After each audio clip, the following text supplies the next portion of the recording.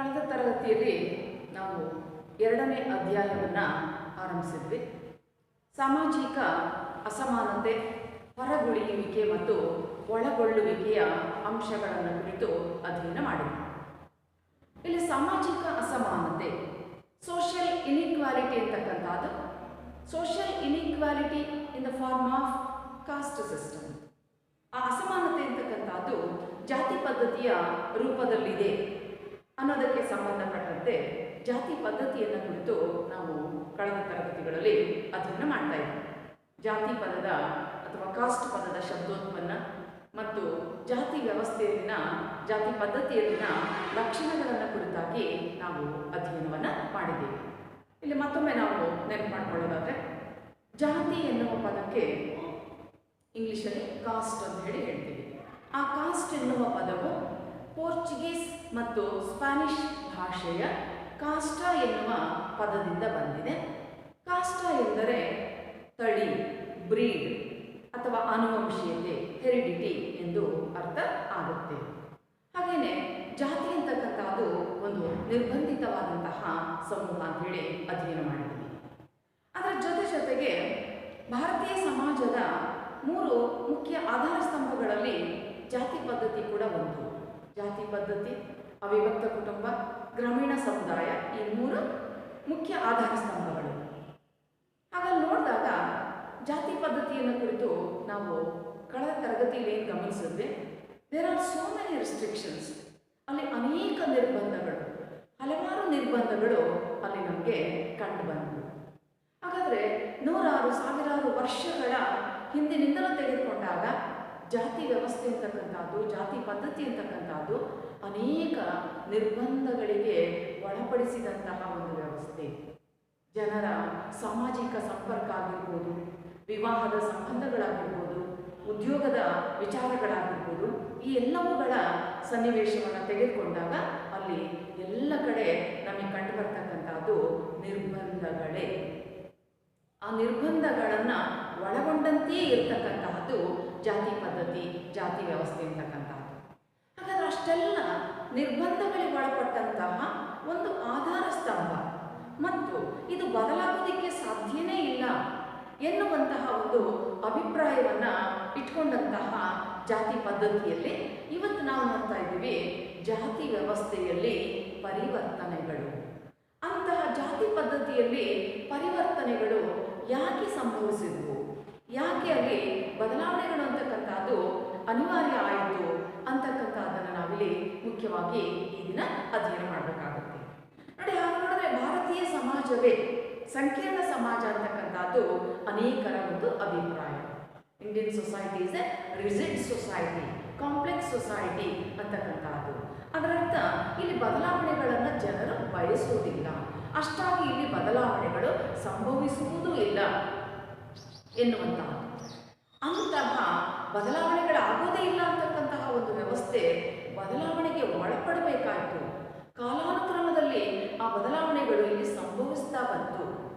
ಅದಕ್ಕೆ ಪ್ರಮುಖವಾದಂತಹ ಕಾರಣಗಳು ಏನು ಎನ್ನುವುದನ್ನು ನಾವು ಗಮನಿಸುವಾಗ ಜಾತಿ ಪದ್ಧತಿಯಲ್ಲಾದ ಪರಿವರ್ತನೆಗಳನ್ನು ಅಥವಾ ಬದಲಾವಣೆಗಳನ್ನು ನಾವು 2 ಭಾಗಗಳಲ್ಲಿ ನೋಡ್ತೀವಿ. ಒಂದು ಸ್ವತಂತ್ರ ಪೂರ್ವ, before independence or during British period. 2ನೇ ಭಾಗದಲ್ಲಿ ಬರ್ತಕ್ಕಂಥದ್ದು ಸ್ವತಂತ್ರ ನಂತರ, ಆಫ್ಟರ್ ಇಂಡಿಪೆಂಡೆನ್ಸ್ ಅಂತಕ್ಕಂಥದ್ದು. ಈ 2 ಭಾಗಗಳಲ್ಲಿ ಜಾತಿ ವ್ಯವಸ್ಥೆಯ ಪರಿವರ್ತನೆಗಳನ್ನು ನಾವು ಅಧ್ಯಯನ ಮಾಡ್ತೀವಿ. ಮೊದಲನೇ ಭಾಗದಲ್ಲಿ ಬರ್ತಕ್ಕಂಥದ್ದು ಸ್ವತಂತ್ರ ಪೂರ್ವದಲ್ಲಿ ಅಥವಾ ಬ್ರಿಟಿಷರ ಕಾಲದಲ್ಲಿ, 1947ಕ್ಕೂ ಮೊದಲಿದ್ದಂತಹ ಕಾಲದಲ್ಲಿ ಜಾತಿ ವ್ಯವಸ್ಥೆಯಲ್ಲಿ ಏನು ಪರಿವರ್ತನೆಗಳು ಆದವು. ಬದಲಾವಣೆಗಳ ಸಂಗತಿ ಬಂದಾಗ ನಾವು ಅತ್ಯಂತ ಮುಖ್ಯವಾಗಿ ಗಮನಿಸಬೇಕಾದಂತಹದ್ದು ಬ್ರಿಟಿಷರ ಕಾಲಘಟ್ಟವನ್ನು. ಯಾಕೆಂದರೆ ಅನೇಕ ಸಂಗತಿಗಳಲ್ಲಿ, ಉದಾಹರಣೆಗೆ ನಮ್ಮ ಜಾತಿ ವ್ಯವಸ್ಥೆ ಆಗಿರ್ಬೋದು, ಅವಿಭಕ್ತ ಕುಟುಂಬಗಳಾಗಿರ್ಬೋದು, ಭಾರತದ ಗ್ರಾಮಗಳಾಗಿರ್ಬೋದು, ಅವೆಲ್ಲವುಗಳನ್ನು ಬದಲಾವಣೆಗೆ ಒಳಪಡಿಸಿದ್ದು ಯಾವುದು ಅಂತ ಹೇಳಿದ್ರೆ ಬ್ರಿಟಿಷರ ಕಾಲ, ಬ್ರಿಟಿಷರ ಆಳ್ವಿಕೆಯ ಅವಧಿ. ಅಂದರೆ ಅಂತಹದೊಂದು ಹೊರಗಿನಿಂದ ಬಂದಂತಹ ಒತ್ತಡ ಅಂತಕ್ಕಂಥದ್ದು ನಮ್ಮ ಭಾರತೀಯ ಸಮಾಜವನ್ನು ಅನೇಕ ಸಂದರ್ಭಗಳಲ್ಲಿ ಪರಿವರ್ತಿಸಿತು. ಬದಲಾವಣೆಗೆ ಅವಕಾಶವನ್ನು ಮಾಡಿಕೊಟ್ಟಿತು ಅಂತಕ್ಕಂಥದ್ದನ್ನು ನಾವಿಲ್ಲಿ ನೋಡಬೇಕಾಗುತ್ತೆ. ಆ ದಿಸೆಯಲ್ಲಿ ಸ್ವತಂತ್ರ ಪೂರ್ವದಲ್ಲಿ ಏನು ಪರಿವರ್ತನೆಗಳಾದವು, ಬ್ರಿಟಿಷರ ಕಾಲದಲ್ಲಿ ಏನು ಬದಲಾವಣೆಗಳಾದವು ಅನ್ನುವಂಥದ್ದನ್ನು ನಾವು ಈ ದಿನ ಅಧ್ಯಯನ ಮಾಡೋಣ. ಹಾಗಾದರೆ ಬ್ರಿಟಿಷರ ಕಾಲದಲ್ಲಿ ಬದಲಾವಣೆಗಳ ಒಂದು ಸ್ಥಿತಿ ಹೇಗೆ ಆರಂಭ ಆಯಿತು ಅಂತಕ್ಕಂಥದ್ದನ್ನು ನಾವು ಗಮನಿಸೋದಾದರೆ, ನೇರವಾಗಿ ಜಾತಿ ವ್ಯವಸ್ಥೆಯ ಮೇಲೆ ಬದಲಾವಣೆಯನ್ನು ತರೋದಕ್ಕೆ ಸಾಧ್ಯವಾದಂತಹದ್ದು ಕಾನೂನು ಅಂತಕ್ಕಂತಹ ಒಂದು ವ್ಯವಸ್ಥೆ. ಆ ಹಿನ್ನೆಲೆಯಲ್ಲಿ ಸಾರ್ವತ್ರಿಕ ಕಾನೂನುಗಳ ಪರಿಚಯ,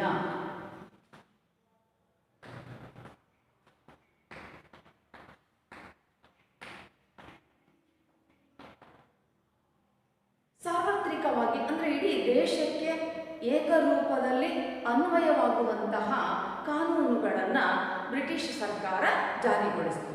ನೋಡಿ, ಆಡಳಿತಾತ್ಮಕವಾಗಿ ಇಡೀ ಭಾರತವನ್ನು ಒಂದೇ ಭೌಗೋಳಿಕ ಚೌಕಟ್ಟಿಗೆ ಒಳಪಡಿಸ್ತಾ ಹೋದಾಗ ಇಡೀ ಭಾರತವನ್ನು ತನ್ನ ಹತೋಟಿಯಲ್ಲಿ ನಿಯಂತ್ರಣದಲ್ಲಿ ಇಟ್ಕೊಳ್ಬೇಕಾದಂತಹ ಸಂದರ್ಭದಲ್ಲಿ ಅವರಿಗೆ ನೆರವಾದಂತಹದ್ದು ಕಾನೂನು.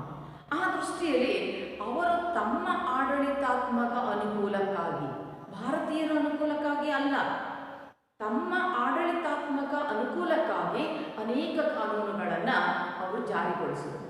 ಬಹುಶಃ ಅಲ್ಲಿ ಕಾನೂನಿನ ದೃಷ್ಟಿಯಲ್ಲಿ ಪ್ರತಿಯೊಬ್ಬರು ಸಮಾನರು ಅಥವಾ ಎಲ್ಲರೂ ಕಾನೂನುಗಳನ್ನು ಅನುಸರಿಸಬೇಕು ಅಂತಕ್ಕಂತಹ ನಿಯಮ ಇತ್ತು.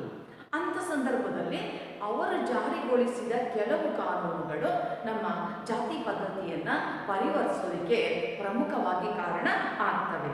ಅಂಥವುಗಳಲ್ಲಿ ಮೊದಲನೇದು 1850ರ ಜಾತಿ ದೌರ್ಬಲ್ಯ ನಿವಾರಣಾ ಕಾಯ್ದೆ. 1850ರಲ್ಲಿ ಜಾರಿ ಬರ್ತಕ್ಕಂತಹದ್ದು ಜಾತಿ ದೌರ್ಬಲ್ಯ ನಿವಾರಣಾ ಕಾಯ್ದೆ.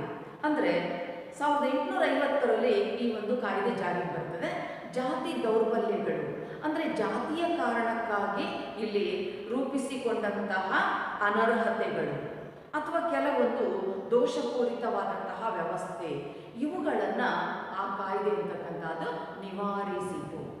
ಹಾಗಾಗಿ ಅಲ್ಲಿ ಮೇಲು ಕೀಳು ಎನ್ನುವ ಒಂದು ತಾರತಮ್ಯ ಏನಿತ್ತು, ಆ ತಾರತಮ್ಯತೆ ಏನಿತ್ತು, ಅಂತಹ ಒಂದು ವ್ಯವಸ್ಥೆಗೆ ಈ ಒಂದು ಕಾನೂನು ಕಡಿವಾಣವನ್ನು ಹಾಕಿತು. ಯಾವುದೇ ಕಾರಣಕ್ಕಾಗೂ ಜಾತಿಯ ಹೆಸರಿನಲ್ಲಿ ಯಾವುದೇ ಈ ಒಂದು ಕೆಳಜಾತಿಯವರಿಗೆ, ಕನಿಷ್ಠ ಜಾತಿಯವರಿಗೆ ಅನರ್ಹತೆಗಳನ್ನು ವಿಧಿಸಕೂಡದು ಎನ್ನುವಂತಹ ಒಂದು ತೀರ್ಮಾನವನ್ನು ಇಲ್ಲಿ ರೂಪಿಸಲಾಯಿತು. ಅದರಂತೆ 1850ರಲ್ಲಿ ಜಾರಿ ಬರ್ತಕ್ಕಂಥದ್ದು ಜಾತಿ ದೌರ್ಬಲ್ಯಗಳ ನಿರ್ಮೂಲನಾ ಕಾಯ್ದೆ ಎನ್ನುವಂತಹದ್ದು. ಇನ್ನು ಎರಡನೆಯದು 1856ರಲ್ಲಿ ಜಾರಿ ಬರ್ತಕ್ಕಂತಹ ಹಿಂದೂ ವಿಧವಾ ಪುನರ್ವಿವಾಹ ಕಾಯ್ದೆ. ನೋಡಿ, ಇಲ್ಲಿ ವಿವಾಹ ಕಾಯ್ದೆಗೂ ಜಾತಿ ಪದ್ಧತಿಗೂ ಏನು ಸಂಬಂಧ ಅಂತ ನೋಡೋದಾದ್ರೆ, ವೈವಾಹಿಕ ಸಂಬಂಧಗಳು ನಾವು ಕಳೆದ ತರಗತಿಯಲ್ಲಿ ಗಮನಿಸಿದ ಹಾಗೆ ಜಾತಿ ಪದ್ಧತಿಯ ಲಕ್ಷಣದಲ್ಲಿ ವಿವಾಹದ ನಿರ್ಬಂಧಗಳು, ಇಲ್ಲಿ ಒಳಬಾಂಧವ್ಯ ಅಂದರೆ ಒಂದೇ ವ್ಯವಸ್ಥೆಯಲ್ಲಿ ನಿಯಮಗಳನ್ನು ಜಾತಿಯ ಚೌಕಟ್ಟಿನಲ್ಲಿ ರೂಪಿಸಲಾಗಿತ್ತು. ಅದರಂತೆ ಇಲ್ಲಿ ಒಮ್ಮೆ ವಿಧವೆ ಆದರೆ ಆ ಸ್ತ್ರೀ ಪುನರ್ವಿವಾಹವನ್ನು ಆಗುವಂತೆ ಇರಲಿಲ್ಲ. ಜೀವನ ಪರ್ಯಂತ ಆಕೆ ತನ್ನ ಪತಿಯ ಸ್ಮರಣೆಯಲ್ಲಿಯೇ ಬದುಕಬೇಕಾಗಿತ್ತು. ಇದು ಜಾತಿಯ ನಿಯಮ. ಆದರೆ 1856ರಲ್ಲಿ ಏನಾಯಿತು ಅಂತ ಹೇಳಿದ್ರೆ, ಇಂದು ವಿಧವಾ ಸ್ತ್ರೀಗೆ ಪುನರ್ವಿವಾಹವಾಗುವುದಕ್ಕೆ ಅವಕಾಶವನ್ನು ಕಲ್ಪಿಸಿತು. ಅಂದರೆ ಆಕೆ ಇಚ್ಛೆ ಪಟ್ಟಲ್ಲಿ ಪುನಃ ವಿವಾಹವಾಗಬಹುದು. ಇದು ಜಾತಿಯ ಚೌಕಟ್ಟಿನಲ್ಲಿರ್ತಕ್ಕಂತಹ ನಿಯಮದ ಮೇಲೆ ಒಂದು ಪೆಟ್ಟನ್ನು ಕೊಡ್ತಕ್ಕಂತಹ ಒಂದು ಕಾಯ್ದೆಯಾಗಿ ರೂಪುಗೊಳ್ತು. ಹಾಗಾಗಿ ಇಲ್ಲಿ ವಿಧವೆಯರು ಪುನಃ ವಿವಾಹವಾಗುವುದಕ್ಕೆ ಅವಕಾಶಗಳು ದೊರೆಯಿತು. ಆ ಕಾಲದಲ್ಲಿಯೇ ಎಷ್ಟು ವಿವಾಹಗಳು ನಡೆದಂತಹ ಉದಾಹರಣೆಗಳು ಕೂಡ ಇತ್ತು. ಹೀಗಾಗಿ ಜಾತಿಯ ಚೌಕಟ್ಟಿನಲ್ಲಿರ್ತಕ್ಕಂತಹ ವಿವಾಹ ಪದ್ಧತಿಯಲ್ಲಿ ಕೆಲವೊಂದು ಬದಲಾವಣೆಗಳು ಆಗೋದಕ್ಕೆ ಅವಕಾಶ ಅಂತಕ್ಕಂಥದ್ದು ಇಲ್ಲಿ ಆಯಿತು. ಇನ್ನು ಮೂರನೇದು 1872ರಲ್ಲಿ ವಿಶೇಷ ವಿವಾಹ ಕಾಯ್ದೆ. 1872ರಲ್ಲಿ ಜಾರಿಗೆ ಬರ್ತಕ್ಕಂಥದ್ದು ವಿಶೇಷ ವಿವಾಹ ಕಾಯ್ದೆ. ಈ ವಿಶೇಷ ವಿವಾಹ ಕಾಯ್ದೆ ಏನು ಹೇಳ್ತದೆ ನೋಡಿ, ಅಲ್ಲಿಯವರೆಗೂ ಒಳ ಬಾಂಧವ್ಯ ವಿವಾಹವಾಗಿದ್ದಂತಹ ಈ ಒಂದು ವಿವಾಹ ಪದ್ಧತಿ ಅಥವಾ ಜಾತಿಯ ಚೌಕಟ್ಟಿನಲ್ಲಿದ್ದಂತಹದ್ದು ಇಲ್ಲಿ ಏನು ಬದಲಾವಣೆಗೆ ಅವಕಾಶಗಳನ್ನು ಮಾಡಿಕೊಡ್ತು ಅಂತ ಹೇಳಿದ್ರೆ, ವ್ಯಕ್ತಿಗಳು ಸ್ತ್ರೀಯರಾಗಿರ್ಬೋದು ಪುರುಷರಾಗಿರ್ಬೋದು ಅವರು ಇಚ್ಛಿಸಿದಲ್ಲಿ ಅಂತರ್ಜಾತೀಯ ಅಥವಾ ಅಂತರ್ಧರ್ಮೀಯ ವಿವಾಹಗಳನ್ನು ಮಾಡಿಕೊಳ್ಳಬಹುದು ಅಂತಕ್ಕಂತಹ ಒಂದು ಸೂಚನೆ ಅಂತಕ್ಕಂಥದ್ದು ಇಲ್ಲಿ ದೊರೆಯಿತು. ಅಂತರ್ಜಾತಿ ಅಥವಾ ಅಂತರ್ಧರ್ಮೀಯ ವಿವಾಹಗಳಿಗೆ ಅವಕಾಶ ಅಥವಾ ಮನ್ನಣೆ ಅಂತಕ್ಕಂಥದ್ದು ಇಲ್ಲಿ ದೊರೆಯಿತು. ಇದರಿಂದ ಏನಾಯಿತು ಅಂತ ಹೇಳಿದ್ರೆ, ಅಲ್ಲಿಯವರೆಗೂ ವಿವಾಹದಲ್ಲಿ ನಿರ್ಬಂಧಗಳಿದ್ವು. ವಿವಾಹ ಅಂದರೆ ಅದು ಒಳಬಾಂಧವ್ಯ ವಿವಾಹವೇ ಆಗಿರಬೇಕು ಅಂತಕ್ಕಂತಹ ಒಂದು ನಂಬಿಕೆಗೆ ಬಲವಾದ ಪೆಟ್ಟನ್ನು ಈ ಒಂದು ಕಾಯ್ದೆ ನೀಡಿತು. ಬಹುಶಃ ಅದು ಮುಂದುವರೆದು ಆನಂತರ ಅಂತರ್ಜಾತಿ ವಿವಾಹಗಳು, ಅಂತರ್ಧರ್ಮೀಯ ವಿವಾಹಗಳು ಸಣ್ಣ ಪ್ರಮಾಣದಲ್ಲೇ ಆಗಿರ್ಬೋದು, ಅವು ಆರಂಭ ಆದವು. ಯಾಕೆಂದರೆ ಪರಿವರ್ತನೆಗಳಾದವು ಅಂದರೆ ಒಮ್ಮೆಲೆ ಪರಿವರ್ತನೆಗಳಲ್ಲ. ನಾವು ಯಾವುದೇ ಪರಿವರ್ತನೆಗಳನ್ನು ನಿಧಾನವಾಗಿ ಹಂತ ಹಂತವಾಗಿ ಗಮನಿಸಬೇಕಾಗುತ್ತೆ. ಹಾಗಾದರೆ ಇಲ್ಲಿ ಆ ಒಂದು ವಿವಾಹಕ್ಕೆ ಸಂಬಂಧಪಟ್ಟಂತೆ 1872ರ ವಿಶೇಷ ವಿವಾಹ ಕಾಯ್ದೆಯು ಅಂತರ್ಜಾತೀಯ ಅಂತರ್ಧರ್ಮೀಯ ವಿವಾಹಗಳಿಗೆ ಅವಕಾಶವನ್ನು ಮಾಡಿಕೊಡ್ತು. ಇದೇನಾಯಿತು, ಜಾತಿಯ ಲಕ್ಷಣವಾಗಿದ್ದಂತಹ ವಿವಾಹದ ನಿರ್ಬಂಧಗಳು ಇಂತಹದರ ಮೇಲೆ ಒಂದು ಪ್ರಭಾವವನ್ನು ಬೀರಿತು. ಹಾಗಾಗಿ ಆ ಒಂದು ಜಾತಿಯ ಚೌಕಟ್ಟಿನಲ್ಲಿ ಆದಂತಹ ವಿವಾಹದ ಚೌಕಟ್ಟಿನಲ್ಲಿ ಆದಂತಹ ಈ ಕೆಲವು ಬದಲಾವಣೆಗಳು ಅಲ್ಲಿ ಜಾತಿ ವ್ಯವಸ್ಥೆಯನ್ನು ಪರಿವರ್ತಿಸೋದಕ್ಕೆ ಅವಕಾಶಗಳು ಆಯಿತು. ಇದರ ಜೊತೆಗೆ ಬ್ರಿಟಿಷ್ ಸರ್ಕಾರ ಕೆಲವೊಂದು ಆಡಳಿತಾತ್ಮಕವಾಗಿರ್ತಕ್ಕಂತಹ ಪರಿವರ್ತನೆಗಳನ್ನು ಕೂಡ ಮಾಡಿಕೊಳ್ತಾರೆ. ಆಡಳಿತಾತ್ಮಕ ಅನುಕೂಲಕ್ಕಾಗಿ ಕೆಲವು ಪರಿವರ್ತನೆಗಳನ್ನು, ಅಲ್ಲದಂಥ ಪರಿವರ್ತನೆಗಳೇನು ಅಂತ ಹೇಳಿದ್ರೆ 1858ರಲ್ಲಿ ಅಂತಹ ಒಂದು ಆಡಳಿತಾತ್ಮಕವಾದಂತಹ ಪರಿವರ್ತನೆಯನ್ನು ಜಾರಿಗೆ ತಂದು ಎಲ್ಲ ಶಾಲೆಗಳಲ್ಲಿ ಎಲ್ಲ ಜಾತಿಯ ಮಕ್ಕಳಿಗೆ ಅವಕಾಶವನ್ನು ಕಲ್ಪಿಸಿತು. ನೋಡಿ, ಅದುವರೆಗೂ ಶಿಕ್ಷಣ ಅಂತಕ್ಕಂಥದ್ದು ಕೇವಲ ಮೇಲ್ಜಾತಿಯವರಿಗೆ ಮಾತ್ರ ಸೀಮಿತವಾಗಿತ್ತು. ಅಂತಹ ಒಂದು ಶಿಕ್ಷಣ 1858ರಿಂದ ಎಲ್ಲ ಜಾತಿಯ ಮಕ್ಕಳಿಗೂ ಶೈಕ್ಷಣಿಕ ಅವಕಾಶಗಳು ದೊರೆತವು. ಅದಕ್ಕೆ ಪೂರಕವಾಗಿ 1923ರಲ್ಲಿ ಜಾರಿಗೆ ಬರ್ತಕ್ಕಂತಹ ಮತ್ತೊಂದು ಆಡಳಿತಾತ್ಮಕ ನಿಯಮ, ಸರ್ಕಾರದ ಅನುದಾನಕ್ಕೆ ಒಳಪಟ್ಟಂಥ ಶಾಲೆಗಳು, ಸರ್ಕಾರದ ಸಹಾಯಧನದಿಂದ ನಡೆಯತಕ್ಕಂಥ ಶಾಲೆಗಳು ಕಡ್ಡಾಯವಾಗಿ ಅಸ್ಪೃಶ್ಯ ಮಕ್ಕಳಿಗೆ ಶಾಲೆಗಳಲ್ಲಿ ದಾಖಲು ಮಾಡಿಕೊಡಬೇಕು, ಅವರಿಗೆ ಅವಕಾಶವನ್ನು ಕಲ್ಪಿಸಬೇಕು, ಶೋಷಿತ ಮಕ್ಕಳಿಗೆ ಆದ್ಯತೆಯನ್ನು ಕೊಡಬೇಕು, ಶೋಷಣೆಗೆ ಒಳಗಾದಂತಹ ಜಾತಿಯ ಮಕ್ಕಳಿಗೆ ಅವಕಾಶವನ್ನು ಕೊಡಬೇಕು ಅಂತಕ್ಕಂತಹ ಒಂದು ನಿಯಮವನ್ನು ಇಲ್ಲಿ ರೂಪಿಸಿತ್ತು. ಅದರಂತೆ ಅಕಸ್ಮಾತ್ ಕೊಡದೆ ಹೋದರೆ ಸರ್ಕಾರ ಅನುದಾನ ನಿಲ್ಲಿಸ್ತಕ್ಕಂತಹ ಒಂದು ಅಂಶವನ್ನು ಸ್ಪಷ್ಟಪಡಿಸಿತು. ಹಾಗಾಗಿ ಇಲ್ಲಿ ಅನಿವಾರ್ಯವಾಗಿ ಆ ಶೋಷಿತ ವರ್ಗದ ಮಕ್ಕಳನ್ನು ಶಾಲೆಗೆ ಸೇರಿಸಿಕೊಳ್ಳಲೇಬೇಕಾದಂತಹ ಒಂದು ಪರಿಸ್ಥಿತಿ ಅಂತಕ್ಕಂಥದ್ದು ಇಲ್ಲಿ ನಿರ್ಮಾಣ ಆಯಿತು. ಈ ಥರ ಆಡಳಿತಾತ್ಮಕ ಅನುಕೂಲ. ಮತ್ತೊಂದು 1925ರಲ್ಲಿ ಜಾರಿ ಬರ್ತಕ್ಕಂತಹ ಈ ಒಂದು ಮದ್ರಾಸ್ ಶಾಸಕಾಂಗ ಸಮಿತಿ ಒಂದು ತೀರ್ಮಾನವನ್ನು ಸ್ಪಷ್ಟಪಡಿಸಿತು. ಅದೇನು ಅಂತ ಹೇಳಿದ್ರೆ, ಸಾರ್ವಜನಿಕ ನದಿ, ಕೆರೆ, ಬಾವಿ ಇಲ್ಲಿ ಯಾವುದೇ ನಿರ್ಬಂಧಗಳಿರಕೂಡದು. ಅಲ್ಲಿ ಎಲ್ಲ ಜಾತಿಯ ಜನರು ನೀರನ್ನು ಪಡೆದುಕೊಳ್ಳಬಹುದು, ನೀರನ್ನು ಬಳಕೆ ಮಾಡಬಹುದು. ಹೀಗಾಗಿ ಸಾರ್ವಜನಿಕ ಸ್ಥಳಗಳಲ್ಲಿದ್ದಂಥ ನಿರ್ಬಂಧಗಳು, ಯಾಕೆಂದರೆ ಬಾವಿ, ಕೆರೆ, ನದಿ, ಉದ್ಯಾನವನ, ರಸ್ತೆ ಇವೆಲ್ಲವುಗಳ ಬಳಕೆಯಲ್ಲಿ ಹಿಂದೆ ಅನೇಕ ನಿರ್ಬಂಧಗಳಿವೆ. ಆ ಎಲ್ಲ ನಿರ್ಬಂಧಗಳನ್ನು ತೊಡೆದು ಹಾಕುವಂತಹ ಒಂದು ಪ್ರಯತ್ನಗಳು ಇಲ್ಲಿ ನಡೆದವು. ಹಾಗಾಗಿ ಆ ಆಡಳಿತಾತ್ಮಕ ಅನುಕೂಲಕ್ಕಾಗಿ ರೂಪಿಸಿಕೊಂಡಂತಹ ಅಂಶಗಳು ಕೂಡ ಇಲ್ಲಿ ಮಹತ್ವದ ಪಾತ್ರವನ್ನು ವಹಿಸಿದ್ವು. ಹಾಗಾದರೆ ಸಾರ್ವತ್ರಿಕವಾದಂತಹ ಕಾನೂನುಗಳು ನಮ್ಮ ಜಾತಿ ವ್ಯವಸ್ಥೆಯನ್ನು ಪರಿವರ್ತಿಸ್ತಾ ಬಂದವು.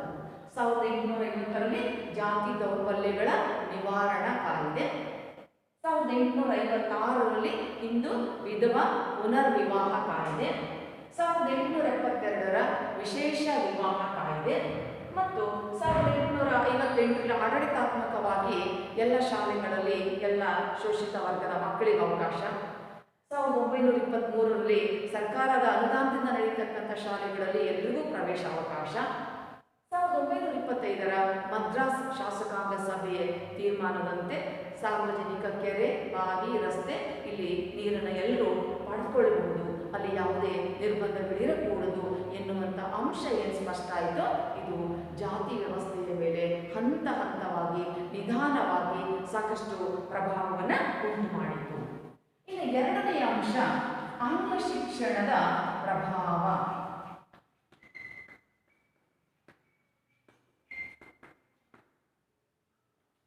ಬ್ರಿಟಿಷರ ಕಾಲದಲ್ಲಿ ದೊರೆತಾ ಬಂದಂತಹ ಇಂಗ್ಲಿಷ್ ಶಿಕ್ಷಣದ ಒಂದು ಪ್ರಭಾವ ನೋಡಿ. ಬ್ರಿಟಿಷರ ಕಾಲದ ಶೈಕ್ಷಣಿಕ ವ್ಯವಸ್ಥೆ ಹೊಸ ಆಯಾಮವನ್ನೇ, ಹೊಸ ವ್ಯವಸ್ಥೆಯನ್ನೇ ಇಲ್ಲಿ ಪರಿಚಯಿಸ್ತಾ ಬಂತು.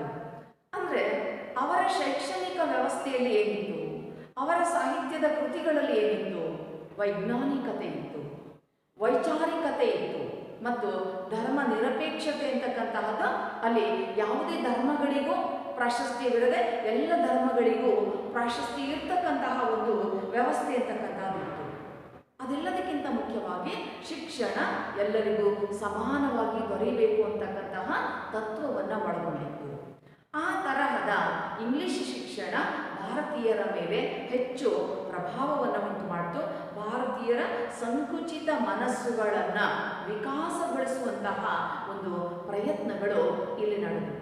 ಹಾಗಾಗಿ ಆ ಇಂಗ್ಲಿಷ್ ಶಿಕ್ಷಣ ಇಲ್ಲಿ ಸ್ತ್ರೀ ಪುರುಷರ ಸಮಾನತೆಗೆ ಅದು ಕೂಡ ಒಂದು ಕಾರಣ ಆಯಿತು. ಹೆಣ್ಣು ಮಕ್ಕಳಿಗೂ ಶಿಕ್ಷಣ ಸೌಲಭ್ಯಗಳನ್ನು ನೀಡಬೇಕು ಅಂತಕ್ಕಂತಹ ನಿಯಮವನ್ನು ರೂಪಿಸಿತು, ಅವಕಾಶಗಳನ್ನು ಕಲ್ಪಿಸಿತು. ಹಾಗಾಗಿ ನಾವಲ್ಲಿ ಆ ಆಂಗ್ಲ ಶಿಕ್ಷಣ, ಇಂಗ್ಲಿಷ್ ಶಿಕ್ಷಣ ಪ್ರಭಾವದಿಂದಲೂ ನಮ್ಮ ಜಾತಿ ವ್ಯವಸ್ಥೆ ಅಂತಕ್ಕಂಥದ್ದು ಅನೇಕ ರೂಪದ ಪರಿವರ್ತನೆಗಳಿಗೆ ಒಳಪಡ್ತಾ ಬಂತು. ಮೂರನೇದು ಸಮಾಜ ಸುಧಾರಣಾ ಚಳುವಳಿಗಳ ಪ್ರಭಾವ. ಸಮಾಜ ಸುಧಾರಣಾ ಚಳುವಳಿಗಳ ಪ್ರಭಾವ. ಒಂದು ಸಮಾಜದ ಓರೆಕೋರೆಗಳನ್ನು, ದೋಷಗಳನ್ನು ಸರಿಪಡಿಸ್ತಕ್ಕಂತಹ ವ್ಯವಸ್ಥೆಯೇ ಸುಧಾರಣಾ ವ್ಯವಸ್ಥೆ. ಸಮಾಜ ಸುಧಾರಣೆ ಅಂದರೆ ಸಮಾಜದಲ್ಲಿರ್ತಕ್ಕಂತಹ ಲೋಪದೋಷಗಳನ್ನು ಸರಿಪಡಿಸ್ತಕ್ಕಂತಹ ಒಂದು ವ್ಯವಸ್ಥೆಯೇ ಸಮಾಜ ಸುಧಾರಣಾ ವ್ಯವಸ್ಥೆ. ಅಂತಹ ಸಮಾಜವನ್ನು ಸುಧಾರಣೆ ಮಾಡ್ತಕ್ಕಂಥ ಸಂದರ್ಭದಲ್ಲಿ ಅನೇಕ ಚಳುವಳಿಗಳು ಇಲ್ಲಿ ಪ್ರಭಾವವನ್ನು ಉಂಟು ಮಾಡಿದವು. ಹಲವಾರು ಚಳುವಳಿಗಳು ರೂಪುಗೊಂಡವು. ನೋಡಿ, ಇಲ್ಲಿ ಬ್ರಿಟಿಷರು ಪರಿಚಯಿಸ್ತಕ್ಕಂಥ ಆಂಗ್ಲ ಶಿಕ್ಷಣ, ಅವರ ವೈಜ್ಞಾನಿಕತೆ, ಅವರ ವೈಚಾರಿಕತೆ, ಸಮಾನತೆ, ಇಂತಹ ತತ್ವಗಳು ಕ್ರಮೇಣ ಭಾರತೀಯರ ಮೇಲೆ ಸಾಕಷ್ಟು ಪ್ರಭಾವವನ್ನು ಉಂಟು ಮಾಡಿದವು. ಆ ಪ್ರಭಾವ ಆಗ್ತಾ ಬಂದಂತೆ ಅದರಿಂದ ತಿಳುವಳಿಕೆಯನ್ನು ರೂಪಿಸಿಕೊಂಡಂತಹ ಅನೇಕ ಭಾರತೀಯ ಚಿಂತಕರು ಇಲ್ಲಿ ನಮ್ಮ ಸಮಾಜವನ್ನು ಸುಧಾರಣೆ ಮಾಡುವಂತಹ ಪ್ರಯತ್ನವನ್ನು ಅವರಲ್ಲಿ ಆರಂಭ ಮಾಡಿದರು. ಅಂದರೆ ನಮ್ಮ ಸಮಾಜದಲ್ಲಿರ್ತಕ್ಕಂತಹ ದೋಷಪೂರಿತ ವ್ಯವಸ್ಥೆಗಳನ್ನು ಸರಿಪಡಿಸಬೇಕು ಅಂತಕ್ಕಂತಹ ಪ್ರಯತ್ನಗಳು ಇಲ್ಲಿ ನಡೆದವು. ಉದಾಹರಣೆಗೆ ಅಂತಹ ಚಳುವಳಿಗಳಿಂದ ಮುಖ್ಯವಾಗ್ತಕ್ಕಂತಹದ್ದು ಬ್ರಹ್ಮ ಸಮಾಜ, ಆರ್ಯ ಸಮಾಜ, ರಾಮಕೃಷ್ಣ ಮಿಷನ್,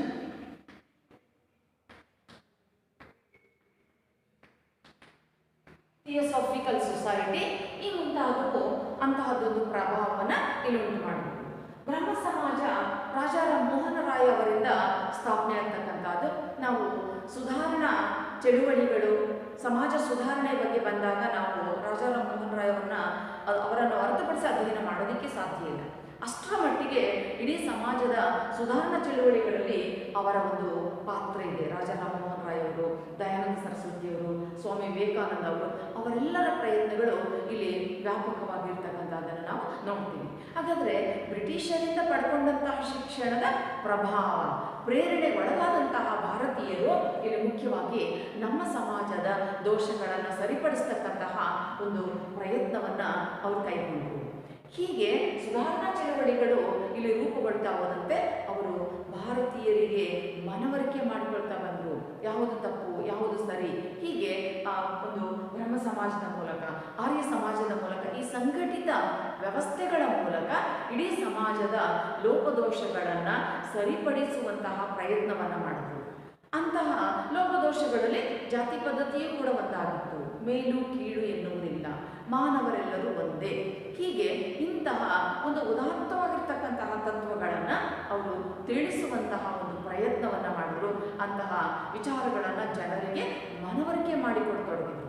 ಇದರಿಂದಾಗಿ ಕೂಡ ಇಲ್ಲಿ ಅನೇಕ ಪರಿವರ್ತನೆಗಳು, ಹಲವಾರು ಬದಲಾವಣೆಗಳು ಆಗೋದಕ್ಕೆ ಅವಕಾಶಗಳು ಅಂತಕ್ಕಂಥದ್ದು ಇಲ್ಲಿ ಕಂಡು ಬಂತು. ಹಾಗಾದ್ರೆ ಸಮಾಜ ಸುಧಾರಣಾ ಚಳುವಳಿಗಳ ಒಂದು ಪ್ರಭಾವ ಕೂಡ ಇಲ್ಲಿ ಇತ್ತು ಅಂತಕ್ಕಂಥದ್ದನ್ನು ನಾವು ಮುಖ್ಯವಾಗಿ ಗಮನಿಸ್ತೇವೆ. ಇನ್ನು ನಾಲ್ಕನೇದು ಹೊಸ ಸಾಮಾಜಿಕ ವ್ಯವಸ್ಥೆಯ ಪ್ರಭಾವ. ಹೊಸ ಸಾಮಾಜಿಕ ವ್ಯವಸ್ಥೆಯ ಪ್ರಭಾವ.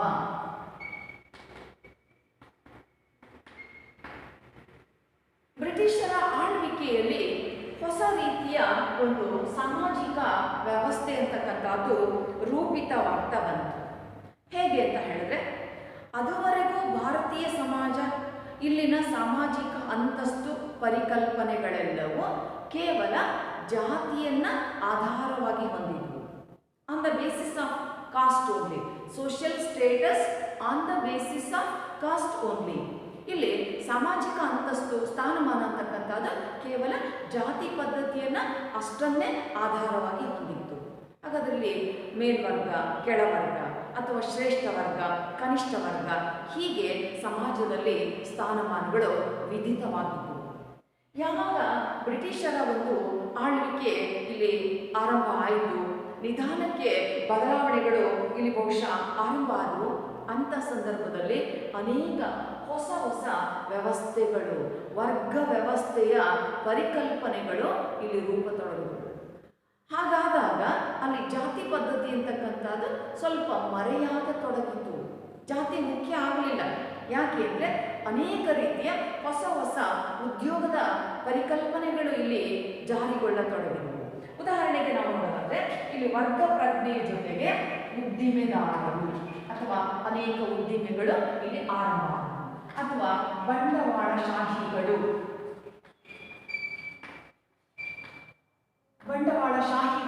ಇಲ್ಲಿ ಮಹತ್ವವನ್ನು ಪಡ್ಕೊಳ್ಳೋದು, ಅಥವಾ ವ್ಯಾಪಾರಿಗಳು, ವೈದ್ಯರು, ಹೀಗೆ ಅನೇಕ ರೀತಿಯ ಹೊಸ ಹೊಸ ವ್ಯವಸ್ಥೆಗಳು ಇಲ್ಲಿ ರೂಪುಗೊಳ್ಳುತ್ತವೆ. ಇದರಿಂದಾಗಿ ಏನಾಯಿತು, ಇವರೆಲ್ಲರೂ ಪಡ್ಕೊಂಡಿರ್ತಕ್ಕಂತಹ ಶಿಕ್ಷಣದಿಂದ ಅಥವಾ ತಮಗೆ ದೊರೆಯತಕ್ಕಂತಹ ಸೌಲಭ್ಯದಿಂದ ಏನು ಮಾಡಿದ್ರು, ತಮ್ಮ ಸಾಮಾಜಿಕ ಅಂತಸ್ತನ್ನ ಈ ಒಂದು ಶಿಕ್ಷಣ ಉದ್ಯೋಗದ ಮೂಲಕ ಪಡೆದುಕೊಳ್ಳತೊಡಗಿದರು. ತಮ್ಮ ಶಿಕ್ಷಣ ಮತ್ತು ಉದ್ಯೋಗಗಳ ಮೂಲಕ ಪಡೆದೊಡಗಿದರು. ಅದುವರೆಗೂ ಏನಿತ್ತು, ಜಾತಿಯಲ್ಲಿ ಮೇಲ್ಜಾತಿಯವರು ಅವರು ಉತ್ತಮವಾದಂಥ ಕಸುಬುಗಳನ್ನು ಮಾಡ್ತಕ್ಕಂಥದ್ದು, ಕೆಳ ಜಾತಿಯವರು ಕನಿಷ್ಠ ಕಸುಬುಗಳನ್ನು ಮಾಡ್ತಕ್ಕಂಥದ್ದು. ಹೀಗಿದ್ದಂತಹ ಒಂದು ವ್ಯವಸ್ಥೆ ಇಲ್ಲೇನಾಗ್ತಾ ಬಂತು ಅಂತ ಹೇಳಿದ್ರೆ, ಆ ಹಳೆಯ ವ್ಯವಸ್ಥೆಗೆ ಬದಲಾಗಿ ಹೊಸ ಪರಿಕಲ್ಪನೆಗಳು ರೂಪುಗೊಂಡವು. ಉದ್ದಿಮೆದಾರರು, ಆರ್ಥಿಕವಾಗಿ ಅನುಕೂಲದ ಸ್ಥಿತಿಯಲ್ಲಿರ್ತಕ್ಕಂಥವರು ಉದ್ದಿಮೆಗಳನ್ನು ಆರಂಭಿಸುವುದು, ಅಥವಾ ಅವರೇ ಬಂಡವಾಳಶಾಹಿಗಳಾದರು, ಅಥವಾ ದೊಡ್ಡ ದೊಡ್ಡ ವ್ಯಾಪಾರಿ ವರ್ಗ ಇಲ್ಲಿ ರೂಪುಗೊಳ್ತು. ಉನ್ನತ ಶಿಕ್ಷಣವನ್ನು ಪಡ್ಕೊಳ್ತಕ್ಕಂಥವರು ವೈದ್ಯರಾದರು ಅಥವಾ ವಕೀಲರು ಇಲ್ಲಿ ರೂಪುಗೊಂಡರು. ಇಂಥವರೆಲ್ಲರೂ ತಮ್ಮ ಸ್ಥಾನಮಾನದಿಂದ, ತಾವು ಸಾಧಿಸ್ತಕ್ಕಂತಹ ಸ್ಥಾನಮಾನದಿಂದ, ತಾವು ಸಾಧಿಸಿಕೊಂಡಂತಹ ಸ್ಥಾನಮಾನದಿಂದ ಸಮಾಜದಲ್ಲಿ ಉನ್ನತವಾದಂತಹ ಅಥವಾ ಅತ್ಯುತ್ತಮವಾದಂತಹ ಸ್ಥಾನಮಾನಗಳನ್ನು, ಅಂತಸ್ತನ್ನು ಪಡೆದುಕೊಳ್ಳತೊಡಗಿದ್ರು. ಇದು ಸ್ವಲ್ಪ ಜಾಸ್ತಿ ಪ್ರಮಾಣದಲ್ಲಾದಾಗ ಏನಾಯಿತು, ನಮ್ಮ ಸಾಮಾಜಿಕ ವ್ಯವಸ್ಥೆಯಲ್ಲಿ ಅನೇಕ ಬದಲಾವಣೆಗಳಾಗತೊಡಗಿದವು. ಜಾತಿಯ ಚೌಕಟ್ಟು ಅಂತಕ್ಕಂಥದ್ದು ಹಂತ ಹಂತವಾಗಿ ಮೊದಲಿದ್ದಂತಹ ತನ್ನ ಚಾಪನ್ನು ಅದು ಕಳೆದುಕೊಳ್ಳತೊಡಗಿತು. ಯಾಕೆಂದರೆ ಇಲ್ಲಿ ಎಲ್ಲ ಜಾತಿಯ ಜನರು ಶಿಕ್ಷಣವನ್ನು ಪಡ್ಕೊಳ್ಬೋದು. ಯಾರು ಬೇಕಾದ್ರೆ, ಯಾವ ಜಾತಿಯವರು ಬೇಕಾದರೂ ವೈದ್ಯರಾಗ್ಬೋದು, ಯಾವ ಜಾತಿಯವರು ಬೇಕಾದರೂ ವಕೀಲರಾಗ್ಬೋದು. ಈ ಥರದ ಅವಕಾಶಗಳು ಯಾವಾಗ ದೊರೀತಾ ಬಂತೋ ಆಗ ಆ ಹೊಸ ಸಾಮಾಜಿಕ ವ್ಯವಸ್ಥೆಯಲ್ಲಿ ಎಲ್ಲರೂ ಒಂದೇ ಎನ್ನುವಂತಾಯಿತು. ಯಾರು ಅವಕಾಶಗಳನ್ನು ಪಡ್ಕೊಳ್ತಾರೆ ಅವರಿಗೆ ಸಮಾಜದಲ್ಲಿ ಒಳ್ಳೆಯ ಸ್ಥಾನಮಾನಗಳು ದೊರೆಯತೊಡಗಿದವು. ಇದರಿಂದಾಗಿ ನಾವು ಆ ಹೊಸ ಸಾಮಾಜಿಕ ವ್ಯವಸ್ಥೆಯಿಂದಲೂ ಕೂಡ ಇಲ್ಲಿ ಅನೇಕ ಪರಿವರ್ತನೆಗಳು ಜಾತಿ ವ್ಯವಸ್ಥೆಯ ಮೇಲೆ ಉಂಟಾದದನ್ನು ವಿಶೇಷವಾಗಿ ನಾವು ಗಮನಿಸಬೇಕಾಗುತ್ತೆ. ಮತ್ತೊಂದು ಸ್ವತಂತ್ರ ಚಳುವಳಿಯ ಪ್ರಭಾವ.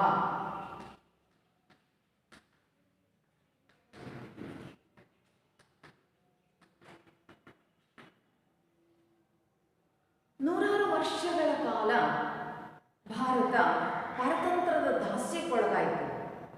ಇಲ್ಲಿ ಏನಾಗ್ತಾ ಇದೆ ಅನ್ನೋದನ್ನು ಗಮನಿಸಿಕೊಳ್ಳುವ ವೇಳೆಗೆ ಬ್ರಿಟಿಷರ ಆಧಿಪತ್ಯಕ್ಕೆ ಇಡೀ ಭಾರತ ಒಳಗಾಗಿತ್ತು.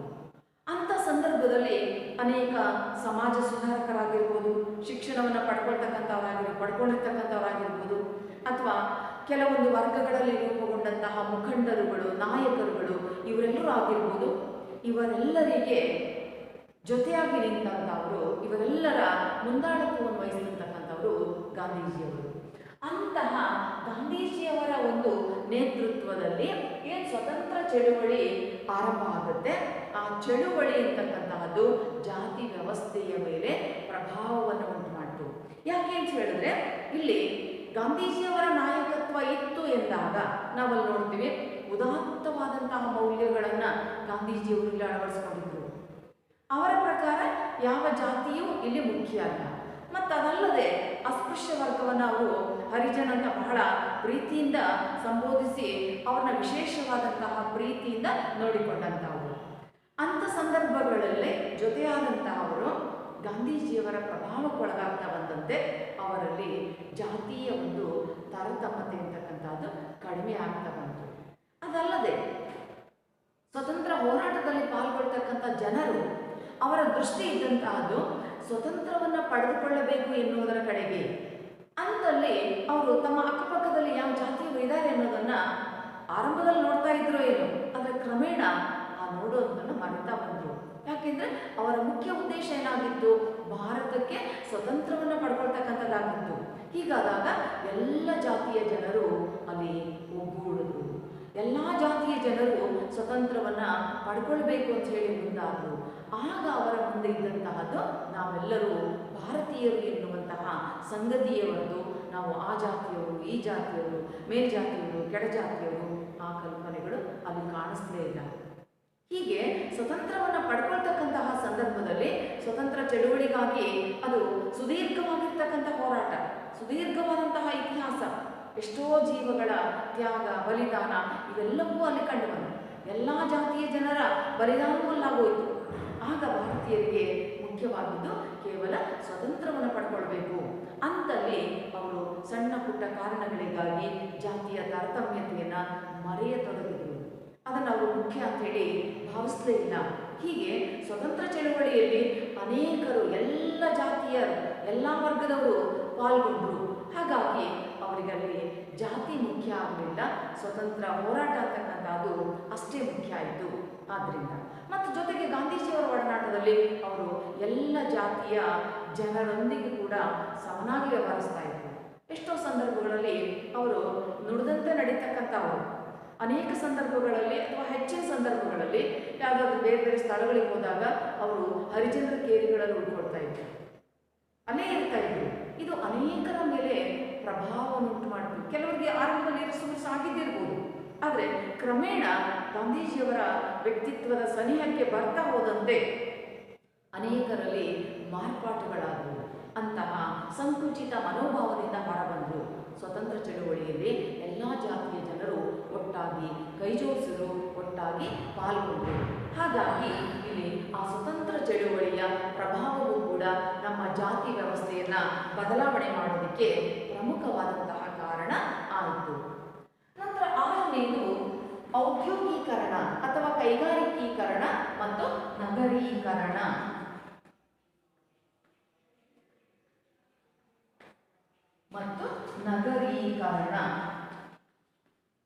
ಕೈಗಾರಿಕೀಕರಣ ಮತ್ತು ನಗರೀಕರಣ ಎರಡು ಪರಸ್ಪರ ಪೂರಕವಾಗಿರ್ತಕ್ಕಂತಹ ಅಂಶಗಳು, ಒಂದು ಮತ್ತೊಂದರ ಮೇಲೆ ಪ್ರಭಾವವನ್ನು ಉಂಟು ಮಾಡುವಂತಹವುಗಳು. ನೋಡಿ, ಇಲ್ಲಿ ಕೈಗಾರಿಕೀಕರಣ ಅಂತ ಹೇಳಿದ್ರೆ ಕೈಗಾರಿಕೆಗಳ ಸ್ಥಾಪನೆ, ಕಾರ್ಖಾನೆಗಳ ಒಂದು ಸ್ಥಾಪನೆಯನ್ನು ನಾವಿಲ್ಲಿ ಮುಖ್ಯವಾಗಿ ನೋಡ್ತೀವಿ. 18ನೇ ಶತಮಾನದಲ್ಲಿ ಇಂಗ್ಲೆಂಡ್ನಲ್ಲೇ ಮೊದಲು ಆರಂಭ ಆದಂತಹದ್ದು ಕೈಗಾರಿಕಾ ಕ್ರಾಂತಿ. ಅದರ ಪ್ರಭಾವದಿಂದ ಜಗತ್ತಿನ ಎಲ್ಲೆಡೆ ಹೊಸ ರೀತಿಯ ಒಂದು ಮಾರ್ಪಾಡುಗಳು ಸಂಭವಿಸಿದವು. ಅದುವರೆಗೂ ಮಾನವನ ತೋಳ್ಬಲದ ಮೇಲೆ, ಶಕ್ತಿಯ ಮೇಲೆ ಅವಲಂಬಿತವಾಗಿದ್ದಂಥ ಕೆಲಸಗಳು ಯಂತ್ರೋಪಕರಣಗಳಿಗೆ ವರ್ಗಾವಣೆಯಾಗತೊಡಗಿದವು, ಯಂತ್ರಗಳು ನಿರ್ವಹಿಸತೊಡಗಿದವು. ಅನೇಕ ಹೊಸ ಹೊಸ ಕೈಗಾರಿಕೆಗಳು, ಕಾರ್ಖಾನೆಗಳು, ಯಂತ್ರಚಾಲಿತ ವ್ಯವಸ್ಥೆಗಳು ಇಲ್ಲಿ ಆರಂಭ ಆದವು, ನಿಧಾನವಾಗಿ ಆರಂಭ ಆದವು. ಅವುಗಳ ತೀವ್ರತೆ ಜಾಸ್ತಿ ಆಗ್ತಾ ಹೋದಂತೆ ಏನಾಯಿತು, ಅಲ್ಲಿಯವರೆಗೂ ನಮ್ಮ ಭಾರತದಲ್ಲಿ ಗೃಹ ಕೈಗಾರಿಕೆಗಳನ್ನೇ ಅವಲಂಬಿಸಿಕೊಂಡಿದ್ದಂತಹ ಜನರು ಇಲ್ಲಿ ಉದ್ಯೋಗದ ಒಂದು ಮಹತ್ವವನ್ನು ಅವರು ಕಳ್ಕೊಳ್ಬೇಕಾಯಿತು. ನಿರುದ್ಯೋಗಿಗಳಾಗತೊಡಗಿದರು. ಅಂದರೆ ಗೃಹ ಕೈಗಾರಿಕೆಗಳು ನಾಶವಾಗತೊಡಗಿದಂತೆ ಅವರು ಬದಲೇ ಉದ್ಯೋಗದ ಪರ್ಯಾಯ ಉದ್ಯೋಗದ ವ್ಯವಸ್ಥೆಯನ್ನು ಮಾಡಿಕೊಳ್ಳಬೇಕಾದಂತಹ ಒಂದು ಅನಿವಾರ್ಯತೆ ಅಂತಕ್ಕಂಥದ್ದು ಇಲ್ಲಿ ಸೃಷ್ಟಿಯಾಯಿತು. ಹಾಗಾದಾಗ ಏನು ಮಾಡಿದ್ರು, ನಮ್ಮ ಹಳ್ಳಿಗಳಿಂದ ನಗರ ಪ್ರದೇಶಗಳಿಗೆ ವಲಸೆ ಹೋಗಬೇಕಾಯಿತು. ಯಾಕೆಂದರೆ ಕೈಗಾರಿಕೆಗಳು ಮತ್ತು ಕಾರ್ಖಾನೆಗಳು ಎಲ್ಲಿ ಆರಂಭ ಅಂತ ಹೇಳಿದ್ರೆ ನಗರ ಪ್ರದೇಶಗಳಲ್ಲಿ. ಅಂದರೆ ಎಲ್ಲಿ ಸಾರಿಗೆ ವ್ಯವಸ್ಥೆ ಸರಿಯಾಗಿರಬೇಕು, ಸಂಪರ್ಕ ಸೌಲಭ್ಯಗಳು ಸರಿಯಾಗಿರಬೇಕು, ಕಚ್ಚಾ ವಸ್ತುಗಳು ದೊರೆಯುವಂತಿರಬೇಕು ಮತ್ತು ಕೆಲಸಕ್ಕೆ ಜನರು ಸಿಗಬೇಕು. ಅಂಥ ಕಡೆಗಳಲ್ಲಿ ಕೈಗಾರಿಕೆಗಳು ಕಾರ್ಖಾನೆಗಳು ಮೊದಲು ಆರಂಭ ಆದವು. ಹಾಗಾದಾಗ ಜನರು ಇಲ್ಲಿ ಬಹುಕಾಲ ಅವರು ಗೃಹ ಕೈಗಾರಿಕೆಗಳನ್ನು ಏನು ಅವಲಂಬಿಸಿಕೊಂಡಿದ್ರು ಅಂಥವರು ಬದಲಿ ವ್ಯವಸ್ಥೆಯ ಬಗ್ಗೆ ಆಲೋಚನೆಯನ್ನು ಮಾಡಬೇಕಾಗಿತ್ತು. ಅಂಥ ಸಂದರ್ಭದಲ್ಲಿ ಅವರ ಮೊದಲು ಕಂಡದ್ದು ಯಾವುದು ಅಂತ ಹೇಳಿದ್ರೆ ಕೈಗಾರಿಕೆಗಳು ಮತ್ತು ಕಾರ್ಖಾನೆಗಳಲ್ಲಿ ಕೆಲಸದ ಅವಕಾಶಗಳು. ಹಾಗಾದಾಗ ಏನಾಯಿತು, ಹಳ್ಳಿಯಿಂದ ನಗರಗಳಿಗೆ ವಲಸೆ ಹೋದರು. ಅಲ್ಲಿ ಕೈಗಾರಿಕೆಗಳಲ್ಲಿ ಕಾರ್ಖಾನೆಗಳಲ್ಲಿ ಕೆಲಸದ ಅವಕಾಶಗಳನ್ನು ಹುಡುಕಿಕೊಳ್ಳತೊಡಗಿದರು. ಆರಂಭದಲ್ಲಿ ಇರಿಸು ಮುರಿಸಾಯಿತು. ನಾವು ಯಾವ ಜಾತಿಯವರು ಕೆಲಸ ಮಾಡೋ ಕಡೆ ಕೆಲಸ ಮಾಡಬೇಕು, ಅಥವಾ ನಮ್ಮ ಅಕ್ಕಪಕ್ಕದಲ್ಲಿ ಯಾವ ಜಾತಿಯ ಜನ ಕೆಲಸ ಮಾಡ್ತಾ ಇದ್ದಾರೆ, ನಾವು ಒಟ್ಟಿಗೆ ಕೆಲಸ ಮಾಡಬೇಕಾ, ಈ ಥರದ ಇರಿಸು ಮುರಿಸುಗಳಾಗಿದ್ದಿರ್ಬೋದು. ಆದರೆ ಕ್ರಮೇಣ ಆ ವ್ಯವಸ್ಥೆಗೆ ಅವರು ಹೊಂದಿಕೊಳ್ಳಬೇಕಾಯಿತು. ಯಾರಾದರೂ ಇರಲಿ, ನಾವು ಕೆಲಸ ಮಾಡೋಣ, ದುಡಿಯೋಣ ಅಂತಕ್ಕಂತಹ ಒಂದು ಮನಸ್ಥಿತಿಗೆ ನಿಧಾನವಾಗಿ ತಮ್ಮ ಮನಸ್ಸನ್ನು ಪರಿವರ್ತನೆ ಮಾಡಿಕೊಳ್ತೊಡಗಿದ್ರು. ನೋಡಿ, ಇದು ಸಾಧಾರಣವಾಗಿರ್ತಕ್ಕಂಥ ಬದಲಾವಣೆಯೂ ಅಲ್ಲ, ಬಹಳ ಮಹತ್ವದ ಬದಲಾವಣೆನೇ. ಹಾಗೇನೆ ನಾವಿಲ್ಲಿ ಕೈಗಾರಿಕಾ ಕ್ರಾಂತಿ ಅಂತಕ್ಕಂಥದ್ದು ಇಡೀ ಜಗತ್ತನ್ನು ಬದಲಾಯಿಸತಕ್ಕಂತಹ ಒಂದು ಕ್ರಾಂತಿ ಕೂಡ ಆಗಿತ್ತು. ಈ ದಿಸೆಯಲ್ಲಿ ಯಾವುದೇ ಕೈಗಾರಿಕೆಗಳು, ಯಾವುದೇ ಕಾರ್ಖಾನೆಗಳು ಎಲ್ಲೆಡೆ ಅವರು ಕೆಲಸ ಮಾಡುವಂಥ ಅವಕಾಶಗಳನ್ನು ಮೊದಲು ತಮ್ಮದಾಗಿಸಿಕೊಂಡ್ರು. ಹಾಗಾಗಿ ಎಲ್ಲ ಜಾತಿಯ ಜನರು ಒಟ್ಟಿಗೆ ಕೆಲಸ ಮಾಡುವಂತಾಯಿತು. ಅದವರೆಗೂ ಹಳ್ಳಿಗಳಲ್ಲಿ ಏನಿತ್ತು, ಮೇಲ್ಜಾತಿಯವರ ಕೇರಿಗಳು ಒಂದು ಕಡೆ, ಕೆಳಜಾತಿಯವರು ವಾಸ ಮಾಡ್ತಕ್ಕಂಥ ಸ್ಥಳಗಳು ಒಂದು ಕಡೆ, ಒಬ್ಬರು ಮತ್ತೊಬ್ಬರೊಂದಿಗೆ ಬೆರೆಯುವಂತೆ ಇರಲಿಲ್ಲ. ಆದರೆ ಇಲ್ಲೇನಾಯಿತು, ಅಕ್ಕಪಕ್ಕದಲ್ಲಿ ಯಾವ ಜಾತಿಯ ಜನರಾದರೂ ಕೆಲಸ ಮಾಡ್ತಿರಲಿ, ಎಲ್ಲ ಜಾತಿಯ ಜನರು ಒಂದೇ ಕಡೆ ಕೆಲಸ ಮಾಡುವಂತಹ ಒಂದು ಪರಿಸ್ಥಿತಿ ಇಲ್ಲಿ ನಿರ್ಮಾಣ ಆಯಿತು.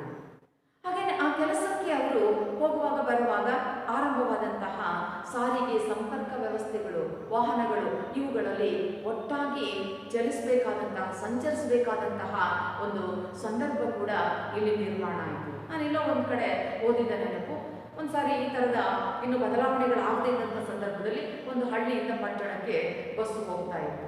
ಆಗ ಮೇಲ್ಜಾತಿಯವರೆಲ್ಲ ಬಸ್ಸಿನ ಒಳಗೆ ಕೂತಿದ್ರು, ಕೆಳಜಾತಿಯವರೆಲ್ಲ ಬಸ್ಸಿನ ಟಾಪ್ ಅಲ್ಲಿ ಕೂತಿದ್ರು. ಹೋಗ್ತಾ ಹೋಗ್ತಾ ಭಯಂಕರ ಮಳೆ ಶುರುವಾಯಿತು. ಬಸ್ ಮುಂದಕ್ಕೆ ಚಲಿಸದೇ ಇಲ್ಲ, ಬಸ್ ನಿಂತು. ಮೇಲಿದ್ದವರೆಲ್ಲ ಕೆಳಗೆ ಬಂದು ಡೋರನ್ನು ಒತ್ತಾಯಪೂರ್ವಕ ಓಪನ್ ಮಾಡಿ ಬಸ್ ಒಳಗೆ ಕೂತ್ಕೊಂಡ್ರು. ಅಲ್ಲಿ ಕೂತಿದ್ದಂಥವರೆಲ್ಲ ಸಿಡಿಮಿಡಿಗೊಂಡು. ಆದರೆ ಆ ಭಯಂಕರ ಪ್ರಕೃತಿ ಸುರಿಸ್ತಕ್ಕಂತಹ ಮಳೆ ಮುಂದೆ ಏನು ಮಾಡೋಕ್ಕಾಗಲಿಲ್ಲ. ಕೊನೆಗದು ಅನಿವಾರ್ಯವಾಗಿ ಅವರೆಲ್ಲೂ ಒಂದೇ ಬಸ್ಸಲ್ಲಿ ಸಂಚರಿಸಿದರು. ಇದು ಮುಂದುವರೆದು ಅಭ್ಯಾಸ ಆಯಿತು. ಹಾಗೆ ಬದಲಾವಣೆ ನೋಡಿ, ಒಂದು ಬದಲಾವಣೆ ಆಗೋದಕ್ಕೆ ಯಾವುದೋ ಒಂದು ಒತ್ತಡ ಇಲ್ಲಿ ಕಾರಣ ಆಯಿತು, ಫೋರ್ಸ್ ಅಂತಕ್ಕಂಥದ್ದು ಇಲ್ಲಿ ಕಾರಣ ಆಯಿತು ಅಂತಕ್ಕಂಥದ್ದನ್ನು ನಾವು ಮುಖ್ಯವಾಗಿ ಗಮನಿಸಬೇಕಾಗುತ್ತೆ. ಈ ರೂಪದಲ್ಲಿ ಕೈಗಾರಿಕಾ ಕ್ರಾಂತಿ ಅಥವಾ ಕೈಗಾರಿಕೀಕರಣ, ಔದ್ಯೋಗೀಕರಣ ಅಂತಕ್ಕಂಥದ್ದು ಮಹತ್ವದ ಒಂದು ಪ್ರಭಾವವನ್ನು ಉಂಟು ಮಾಡಿತು. ಅದಕ್ಕೆ ಪೂರಕವಾಗಿ ಅದರ ಜೊತೆಗೆ ರೂಪುಗೊಳ್ತಕ್ಕಂಥದ್ದು ನಗರೀಕರಣ. ನಾವು ಮೊದಲೇ ಹೇಳಿದಾಗೆ ಕೈಗಾರಿಕೆಗಳು, ಕಾರ್ಖಾನೆಗಳು ಮೊದಲು ಆರಂಭ ಆಗಿದ್ದಂತಹದ್ದು ನಗರ ಪ್ರದೇಶಗಳಲ್ಲಿ. ಆ ನಗರಗಳಿಗೆ ಜನರು ವಲಸೆ ಬಂದರು. ಅಲ್ಲಿಯೇ ಅವರು ಕೈಗಾರಿಕೆಗಳು ಮತ್ತು ಕಾರ್ಖಾನೆಗಳಲ್ಲಿ ಕೆಲಸವನ್ನು ಹುಡುಕಿಕೊಳ್ಳಬೇಕಾಯಿತು. ಹಾಗಾದರೆ ಆ ನಗರ ಪ್ರದೇಶಗಳಲ್ಲಿ ಇದ್ದಂತಹ ವಾತಾವರಣ ಎಂತಹದ್ದು?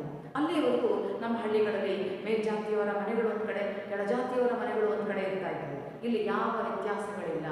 ಇರ್ತಕ್ಕಂತಹ ಮನೆಗಳು, ಆ ಮನೆಗಳಲ್ಲಿ ಬಾಡಿಗೆ ಹೋಗಬೇಕು ಅಥವಾ ಬಾಡಿಗೆ ಪಡ್ಕೊಳ್ಬೇಕು. ಅದು ಯಾವ ಜಾತಿಯ ಅವರ ಮನೆಯಾದ್ರೇನು, ಅಕ್ಕಪಕ್ಕದಲ್ಲಿ ಯಾವ ಜಾತಿಯವರು ಇರ್ಬೋದು, ಇದನ್ನು ತಕ್ಷಣಕ್ಕೆ ಭಾರತೀಯರೇನು ಒಪ್ಪಿಕೊಂಡಿಲ್ಲ. ಆದರೆ ಅನಿವಾರ್ಯತೆ ಉಂಟಾದಾಗ ನಿಧಾನವಾಗಿ ಈ ಬದಲಾವಣೆಗಳಿಗೆ ಅವರು ತಮ್ಮನ್ನು ಒಳಪಡಿಸಿಕೊಳ್ಳಲೇಬೇಕಾಯಿತು. ಹಾಗಾಗಿ ಯಾವ ಜಾತಿಯವರಿದ್ದರೂ ಅಕ್ಕಪಕ್ಕದ ಮನೆಗಳಲ್ಲಿ ಇವರು ವಾಸಿಸಲೇಬೇಕಾದಂತಹ ಒಂದು ಅನಿವಾರ್ಯತೆ ಬಂತು. ಮತ್ತು ನಗರ ಪ್ರದೇಶಗಳು ಅಂದಾಗ ಅಲ್ಲಿ ವಿಭಿನ್ನ ಧರ್ಮೀಯರು, ವಿಭಿನ್ನ ಸಂಸ್ಕೃತಿಯ ಜನರು, ವಿವಿಧ ಜಾತಿಯ ಜನರು ಎಲ್ಲರೂ ಒಂದು ಕಡೆ ವಾಸ ಮಾಡ್ತಕ್ಕಂತಹ ಸಂಕೀರ್ಣವಾದಂತಹ ಸಂಸ್ಕೃತಿ ಅಲ್ಲಿ ನಿರ್ಮಾಣ ಆಗಿತ್ತು. ಅಂತಹ ಹೊಸ ಬಗೆಯ ಸಂಕೀರ್ಣ ಸಂಸ್ಕೃತಿಗೆ ಇವರೆಲ್ಲರೂ ತಮ್ಮನ್ನ ಅನಿವಾರ್ಯವಾಗಿ ಮತ್ತು ಅವಶ್ಯಕ ಎನ್ನುವಂತಹ ರೀತಿಯಲ್ಲಿ ರೂಪಿಸಿಕೊಳ್ಳತೊಡಗಿದರು. ಅದು ಮುಂದುವರೆದು ಅನೇಕ ಬದಲಾವಣೆಗಳಾದವು. ನಗರದ ವಾತಾವರಣ, ಸ್ತ್ರೀ ಪುರುಷರ ಸಮಾನತೆ, ಹೆಣ್ಣು ಮಕ್ಕಳನ್ನು ಶಾಲೆಗೆ ಕಳಿಸಬೇಕಾದಂತಹ ಒಂದು ವಾತಾವರಣ, ಜೀವನ ಶೈಲಿ, ನಂಬಿಕೆಗಳು, ಜೀವನ ಶೈಲಿ ಬದಲಾಯಿತು. ಅದಕ್ಕನುಗುಣವಾಗಿ ನಮ್ಮ ನಂಬಿಕೆಗಳು, ವಿಚಾರಗಳು ತೀರಾ ಸಾಂಪ್ರದಾಯಿಕವಾಗಿರ್ತಕ್ಕಂಥ ವಾತಾವರಣ ಇದೆಲ್ಲವೂ ಕೂಡ ಅಲ್ಲಿ ಪರಿವರ್ತನೆ ಆಗಲೇಬೇಕಾದಂತಹ ಸಂದರ್ಭಕ್ಕೆ ಒಳಪಟ್ಟು. ಹೀಗಾಗಿ ನಾವು ಇಲ್ಲಿ ಕೈಗಾರಿಕೀಕರಣ ಮತ್ತು ನಗರೀಕರಣ ಎನ್ನುವಂತಹ ಪರಸ್ಪರ ಪೂರಕವಾಗಿದ್ದಂತಹ ಸಂಗತಿಗಳು ಇಡೀ ಜಾತಿ ವ್ಯವಸ್ಥೆಯನ್ನ ಹಂತ ಹಂತವಾಗಿ ಪರಿವರ್ತಿಸುವಲ್ಲಿ ಕಾರಣ ಆದವು. ಜಾತಿಯ ನಂಬಿಕೆಗಳು ಛಿದ್ರಗೊಳ್ಳೋದಕ್ಕೆ ಇವೆಲ್ಲವೂ ಕೂಡ ಅತ್ಯಂತ ಪ್ರಮುಖವಾಗಿ ಕಾರಣ ಆದವು ಅಂತಕ್ಕಂಥದ್ದನ್ನು ನಾವು ಬಹಳ ಮುಖ್ಯವಾಗಿ ಗಮನಿಸಬೇಕಾಗುತ್ತೆ. ಹೀಗೆ ಜಾತಿ ಪದ್ಧತಿಯಲ್ಲಿ ಬದಲಾವಣೆಗಳು ಅಂತಕ್ಕಂಥದ್ದು ಆಗ್ತಾ ಬಂತು. ನೋಡಿ, ಜಾತಿ ವ್ಯವಸ್ಥೆಯಲ್ಲಿ ಬದಲಾವಣೆಗಳನ್ನು ನಾವು ಎರಡು ಭಾಗಗಳಲ್ಲಿ ಅಧ್ಯಯನ ಮಾಡ್ತೀವಿ. ಒಂದು ಸ್ವತಂತ್ರ ಪೂರ್ವ ಅಥವಾ ಬ್ರಿಟಿಷರ ಕಾಲ, ಎರಡನೇದು ಸ್ವತಂತ್ರ ನಂತರ. ನಾವು ಈ ದಿನ ಸ್ವತಂತ್ರ ಪೂರ್ವದಲ್ಲಿ ಅಥವಾ ಬ್ರಿಟಿಷರ ಕಾಲದಲ್ಲಿ ಜಾತಿ ವ್ಯವಸ್ಥೆಯಲ್ಲಿ ಏನು ಪರಿವರ್ತನೆಗಳಾಗುವಂತಕ್ಕಂಥದ್ದನ್ನು ಕುರಿತು ಈ ದಿನ ನಾವು ಅಧ್ಯಯನ ಮಾಡಿದ್ದೀವಿ. ಬ್ರಿಟಿಷರು ರೂಪಿಸಿದಂತಹ ಸಾರ್ವತ್ರಿಕವಾದಂತಹ ಕಾನೂನು ವ್ಯವಸ್ಥೆಗಳಾಗಿರಬಹುದು ಅಥವಾ ಅವರ ಪ್ರೇರಣೆಯಿಂದ ರೂಪಿತವಾದಂತಹ ಆಧುನಿಕ ವ್ಯವಸ್ಥೆಗಳಾಗಿರಬಹುದು ಅಥವಾ ಭಾರತೀಯರೇ ಎಚ್ಚೆತ್ತುಕೊಂಡು ರೂಪಿಸಿದಂತಹ ಸಮಾಜ ಸುಧಾರಣಾ ಚಳುವಳಿಗಳಾಗಿರಬಹುದು. ಇವೆಲ್ಲವುಗಳು ನಮ್ಮ ಜಾತಿ ವ್ಯವಸ್ಥೆಯ ಮೇಲೆ ಸಾಕಷ್ಟು ಪ್ರಭಾವವನ್ನು ಉಂಟು ಮಾಡ್ತಾ ಬಂದು ಅಂತಕ್ಕಂಥದ್ದನ್ನು ನೋಡ್ತೀವಿ. ಹಾಗೆಯೇ ಇಲ್ಲಿ ಆ ಹೊಸ ಸಾಮಾಜಿಕ ವ್ಯವಸ್ಥೆ ರೂಪುಗೊಂಡಾಗ ಅಲ್ಲಿ ಜಾತಿ ಮುಖ್ಯ ಆಗಲಿಲ್ಲ. ವಿವಿಧ ಹೊಸ ಹೊಸ ಬಗೆಯ ವರ್ಗಗಳು ಇಲ್ಲಿ ಮುಖ್ಯವಾಗಿವೆ. ಅವುಗಳ ಕಾರಣಕ್ಕಾಗಿ ಅಲ್ಲಿರ್ತಕ್ಕಂತಹ ತಾರತಮ್ಯತೆ ಅಂತಕ್ಕಂಥದ್ದು ಬದಲಾಗಬೇಕಾಯಿತು. ಹಾಗೆಯೇ ಸ್ವತಂತ್ರ ಚಳುವಳಿಯಲ್ಲಿ ಎಲ್ಲರೂ ಒಟ್ಟಾಗಿ ಪಾಲ್ಗೊಳ್ಳುವುದರ ಮೂಲಕ ನಾವೆಲ್ಲರೂ ಭಾರತೀಯರು ಅಂತಕ್ಕಂಥ ಒಂದು ಚಿತ್ರಣವನ್ನು ರೂಪಿಸಿದರೆ ಹೊರತು ನಾವು ಆ ಜಾತಿಯವರು ಈ ಜಾತಿಯವರು ಅಂತಕ್ಕಂಥ ಭಾವನೆ ಆ ಸಂದರ್ಭಕ್ಕೆ ಮುಖ್ಯ ಆಗಲೇ ಇಲ್ಲ. ಹೀಗಾಗಿ ಎಲ್ಲರೂ ಗಾಂಧೀಜಿಯವರ ಕರೆಗೆ ಹೋಗ್ಬಿಟ್ಟು ಆ ಚಳುವಳಿಯಲ್ಲಿ ಪಾಲ್ಗೊಂಡು ಸ್ವತಂತ್ರವನ್ನು ತಂದುಕೊಳ್ಳುವಲ್ಲಿ ಬಹಳಷ್ಟು ಪ್ರಯತ್ನವನ್ನು ಮಾಡಿದರು. ಜೊತೆಗೆ ಕೈಗಾರಿಕಾ ಕ್ರಾಂತಿ ಮತ್ತು ನಗರೀಕರಣ ಈ ಎರಡು ಪರಸ್ಪರ ಪೂರಕವಾಗಿದ್ದಂತಹ ಅಂಶಗಳು ನಮ್ಮ ಇಡೀ ಜಾತಿ ವ್ಯವಸ್ಥೆಯ ಮೇಲೆ ಪ್ರಭಾವವನ್ನು ಉಂಟು ಮಾಡಿದವು. ಹೀಗೆ ಆದರೆ ನಾವಿಲ್ಲಿ ಒಂದು ಅಂಶವನ್ನು ನೆನಪು ಮಾಡಿಕೊಳ್ಬೇಕು. ಯಾವುದೇ ಪರಿವರ್ತನೆಗಳು ವೇಗವಾಗಿ ಸಂಭವಿಸೋದಿಲ್ಲ. ಅದಕ್ಕೆ ಬದಲಾಗಿ ನಿಧಾನವಾಗಿ, ಹಂತ ಹಂತವಾಗಿ ಮತ್ತು ಇಲ್ಲಿನ ಒಂದು ತೀವ್ರತೆಗೆ ಅನುಗುಣವಾಗಿ ಇಲ್ಲಿ ಬದಲಾವಣೆಗಳು ಆಗ್ತಾ ಬಂದವು. ಇಲ್ಲಿ ಒಂದೊಂದು ಅಂಶವನ್ನು ನಾವು ಅಧ್ಯಯನ ಮಾಡುವಾಗ ಆ ಬದಲಾವಣೆಗಳಾಗೋದಕ್ಕೆ ಅನೇಕ ಸಮಯ ಇಲ್ಲಿ ಬಂದಿದೆ. ಹೆಚ್ಚು ಸಮಯವನ್ನು ತೆಗೆದುಕೊಳ್ಳಲಾಗಿದೆ. ಯಾಕೆ ಅಂತ ಹೇಳಿದ್ರೆ, ಒಂದು ಸಂಕೀರ್ಣವಾದಂತಹ ಒಂದು ವ್ಯವಸ್ಥೆ, ಹುಟ್ಟಿನಿಂದ ನಿರ್ಧಾರವಾಗ್ತಕ್ಕಂಥ ಜಾತಿ ಪದ್ಧತಿ, ಹಾಗೆಯೇ ನಮ್ಮ ನಂಬಿಕೆಗಳು, ಜೀವನ ಶೈಲಿ, ಜೀವನ ವಿಧಾನ ಇವೆಲ್ಲವುಗಳು ಆಧಾರವಾಗಿರ್ತಕ್ಕಂಥದ್ದು ಆ ಜಾತಿಯ ಮೇಲೆ. ಅಂತಹ ವ್ಯವಸ್ಥೆಯನ್ನು ಬದಲಾಯಿಸ್ತಕ್ಕಂಥದ್ದು ಅಷ್ಟು ಸುಲಭದ ಸಂಗತಿ ಆಗೋದಿಲ್ಲ. ಹಾಗಾಗಿ ಇಲ್ಲಿನ ಎಲ್ಲ ಪರಿವರ್ತನೆಗಳನ್ನು ನಾವು ನಿಧಾನವಾಗಿ ಹಂತ ಹಂತವಾಗಿಯೇ ಸಂಭವಿಸಿದ್ದು ಅಂತ ಒಪ್ಕೊಳ್ಬೇಕಾಗುತ್ತೆ. ಯಾಕೆಂದರೆ ಕಾನೂನುಗಳು ಬಂದರೂ ಕೂಡ ಒಮ್ಮೆಲೆ ಕಾನೂನುಗಳನ್ನು ಎಲ್ಲ ಜನರು ಪಾಲಿಸಲಿಲ್ಲ. ಅಲ್ಲಿ ಕೂಡ ಆರಂಭಿಕ ವಿರೋಧಗಳು ಉಂಟಾದವು. ಆದರೆ ನಿಧಾನವಾಗಿ ಹಂತ ಹಂತವಾಗಿ ಆ ಬದಲಾವಣೆಗಳನ್ನು ಅವರು ಅಳವಡಿಸಿಕೊಳ್ಳಲೇಬೇಕಾಯಿತು. ಅದಕ್ಕೆ ಪೂರಕವಾಗಿರ್ತಕ್ಕಂತಹ ವಾತಾವರಣ ಬ್ರಿಟಿಷರ ಕಾಲದಲ್ಲೇ ನಿರ್ಮಾಣ ಆಯಿತು. ಅವರ ಹೊಸ ಆಲೋಚನೆಗಳು, ಹೊಸ ವಿಚಾರಗಳು, ಸಮಾನತೆಯ ಪರಿಕಲ್ಪನೆಗಳು ಮತ್ತು ಶೈಕ್ಷಣಿಕ ವ್ಯವಸ್ಥೆ ಇವು ಅಗಾಧವಾಗಿರ್ತಕ್ಕಂಥ ಒಂದು ಪರಿಣಾಮವನ್ನು ಮಾಡಿದೆ. ಇಲ್ಲಿ ಶಿಕ್ಷಣ ಅಂತಕ್ಕಂಥದ್ದು, ಬ್ರಿಟಿಷರಲ್ಲಿ ಇರ್ತಕ್ಕಂಥ ಆಂಗ್ಲ ಶಿಕ್ಷಣ ಅಂತಕ್ಕಂಥದ್ದು ಭಾರತೀಯರನ್ನ ವ್ಯಾಪಕವಾಗಿ ಬದಲಾಯಿಸಿತು. ಅದರಿಂದನೇ ಸಮಾಜ ಸುಧಾರಕರು ರೂಪುಗೊಂಡರು. ಅದರಿಂದನೇ ಪ್ರೇರಣೆಯನ್ನು ಪಡೆದಿರ್ತಕ್ಕಂಥವರು ಸ್ವತಂತ್ರ ಚಳುವಳಿಯಲ್ಲಿ ಕೂಡ ಪಾಲ್ಗೊಳ್ಳೋದಕ್ಕೆ ಅವಕಾಶ ಅಂತಕ್ಕಂಥದ್ದು ಆಯಿತು. ಹೀಗೆ ಒಂದಲ್ಲ ಒಂದು ರೂಪದಲ್ಲಿ ಬ್ರಿಟಿಷರ ಕಾಲದಲ್ಲೇ ನಮ್ಮ ಜಾತಿ ವ್ಯವಸ್ಥೆ ಅಂತಕ್ಕಂಥದ್ದು ಅನೇಕ ಪರಿವರ್ತನೆಗಳನ್ನು ಮಾಡಿಕೊಳ್ಳೋದಕ್ಕೆ ಅವಕಾಶವನ್ನು, ಆ ಥರದ ಒಂದು ವಾತಾವರಣವನ್ನು ಅಲ್ಲಿ ನಿರ್ಮಿಸಿತು. ಹೀಗಾಗಿ ನಾವು ಸ್ವತಂತ್ರ ಪೂರ್ವದಲ್ಲಿಯೇ ಜಾತಿ ವ್ಯವಸ್ಥೆಯಲ್ಲಿ ಅನೇಕ ರೀತಿಯ ಮಾರ್ಪಾಡುಗಳನ್ನು ಕಾಣೋದಕ್ಕೆ ಅವಕಾಶಗಳು ಅಂತಕ್ಕಂಥದ್ದು ಆಯಿತು. ಇನ್ನು ಸ್ವತಂತ್ರ ನಂತರ ಏನು ಬದಲಾವಣೆಗಳಾದವು?